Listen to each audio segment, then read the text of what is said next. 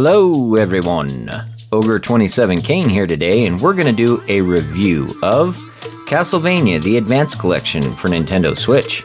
Let's do a brief overview and figure out what this video is all about. So this video will be a little bit different. We're going to do 4 mini reviews of each of the 4 games in the collection. And first of all, we're going to start out with Castlevania Circle of the Moon. So Castlevania Circle of the Moon is a Metroidvania Castlevania very similar to something like Symphony of the Night. This was the first title on the Game Boy Advance, and one that you can definitely tell that they were experimenting a lot with. It has a lot of similar features to Symphony of the Night and plays a lot like it. The only thing you'll notice is that the control's a little sluggish, and you have to find certain abilities which really speed up the game and increase that gameplay. I truly enjoyed this game, but it is my least favorite of the 3 Game Boy Advance games. Also, the main character Nathan Grace is not really important, and he doesn't really have anything to do with the lore of Castlevania. He's not tied to the Belmonts or anything of the sort. The game does feature a lot of the same enemy types, a lot of creatures, and it does have a really cool equipment system very similar to that said game. It does have a card system too that allows you to find different cards in the game that you can put together to create new abilities and make some unique features, if you will, to it. There's definitely a lot of ways to nerf this game, and you can watch some really cool playthroughs of how people manipulated this system to speedrun it, if you will. Now, as far as the graphics and animation quality goes, for being an early Game Boy Advance title, this game truly does pop and it looks fantastic. I think the game operates extremely well too. It's very smooth. I didn't have any hiccups or performance issues whatsoever. There are a lot of different things about this game from any other Castlevania you'll ever play, and I highly recommend giving it a try because it is a lot of fun in its own right. Just don't expect the same level of depth and clarity that you'll get with some of the later titles or Castlevania Symphony of the Night. That being said though, this is definitely a fun game and it's worth checking out, so let's jump into the next title. So up next we have Castlevania Harmony of Dissonance. And although I do think this game is a vast improvement over Circle of the Moon, mainly being in the movement itself and how your character juiced functions, some of the issues I have with it are some of the outlines that you have around your character and around some of the enemies. The game definitely messes with me from time to time with my movement and seeing what's all on screen, and it's really the only downside I can say to this game. Having all the other upgraded features and having its system of equipment and other things that you can upgrade, the magic system, are truly welcome, but they don't allow you to do the same manipulation with it that Castlevania Circle of the Moon does. Now that being said, I really truly love the improvements and I love all the new character animations and I love how detailed the backgrounds are. As you can see, this game has a lot of different scrolling going on and different aspects, if you will. Things pop in different ways, and you can really see the vast improvements over it. But the game doesn't have quite as much depth to it in its system and how it functions, and it doesn't really allow you to manipulate it quite the same. So one of the things I do have to mention is I think the audio in this game was considerably upgraded over Circle of the Moon.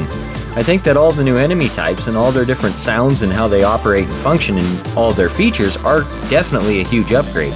But I do have to mention there are some weird sounding things that kind of crackle and pop in the head if you're using headphones when you play this game. That aside though, that's kind of a minor gripe, and as you can tell here visually, the game is a lot better in terms of how the background scrolling works and how the character movement works and the feel and the weight of the whip. Everything in this game is definitely an upgrade over Circle of the Moon, and if you play them in order, you'll feel all of these different aspects to it. This is a great game, and I highly recommend it as I had a lot of fun with it. So let's go ahead and jump into the next one. So next up we have Castlevania Dracula X, and this was originally a Super Nintendo game.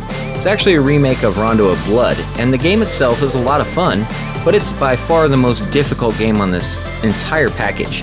The fact that you now have quick saves and you have different load and save abilities is super awesome, as you don't have to sit there and input passwords for dying over and over and over.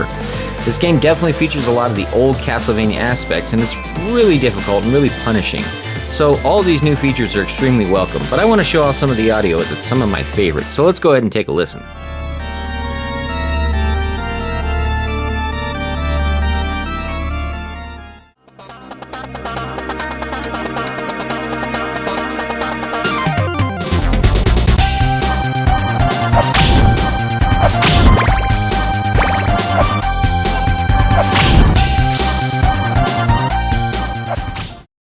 Absolutely love that song. Absolute banger. Definitely one of my favorite songs in all of Castlevania, and I had to show it off.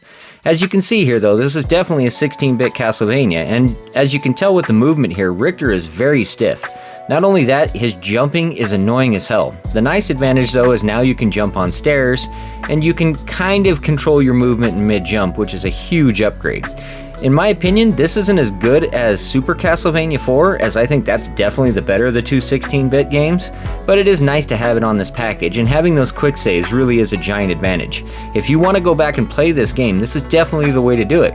Now, performance-wise, it does have some minor hiccups here and there, but I believe a lot of them are very similar to what you'd play on the Super Nintendo. So no real gripes there, just really understanding the punishing difficulty and what they were trying to achieve with this game is a lot of what you're going to experience. Especially going from the Metroidvanias that you play in the other Castlevanias in this package, this game almost seems like a downgrade in a lot of areas. Go back and play this game for the nostalgia, not necessarily for any of its amazing features or giant upgrades. Enjoy the music, and let's go ahead and move on to the next. So here at the very end, we saved the best for last, and Castlevania Aria of Sorrow is absolutely a stunning gem. I absolutely love this game. It is probably tied for my favorite Castlevania of all time, along with Dawn of Sorrow. The main character in this game, Soma, is absolutely amazing, and I love his story. I love how everything kind of twists and weaves together, and it has a great cliffhanger that takes you right to the ending, and it gives you multiple pathways to seeing a true ending, if you will. The game also allows you, once you've beaten the game, to go back and play it through as Julius, who's a whip wielder, and it really changes how the entire game plays. Now, this game has an amazing system for upgrades and equipment, as it has tons of different weapons you can use. You're not stuck to a whip in this game. You also have swords and hammers and great swords, great axes, a ton of different variation to it, and a really cool soul system that allows you to change and manipulate things, if you will. Some of the speedruns you'll see on this game are absolutely downright amazing, and this game to me is an absolute gem. I not only own this Switch version, which is pretty fun to play, but I also own the original Game Boy Advance version, and I don't think this is by far the most punishing of any Castlevania. This game really does truly allow you to change the degree of difficulty according to the game you want to play. The last thing I have to mention is that this game's performance is absolutely stellar. I didn't have a single crash or issue through the entire game. So let's go ahead and hit the conclusion now.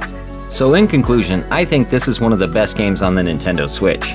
Not only does it have 3 amazing and 1 okay Castlevania, but it contains some of the best upgrades you'll see from a Game Boy Advance game. This game is absolutely worth its price tag, and I highly recommend picking up the physical version.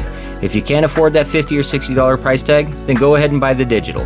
But this is definitely something that belongs in everyone's collection, and I guarantee you'll find tons of hours and fun out of this. So please pick this up today. Thank you for watching today's video. It was a blast to make. I upload every single Monday. If you enjoyed this, please like and subscribe, and have a great rest of your day. This is Ogre27 Kane, signing out.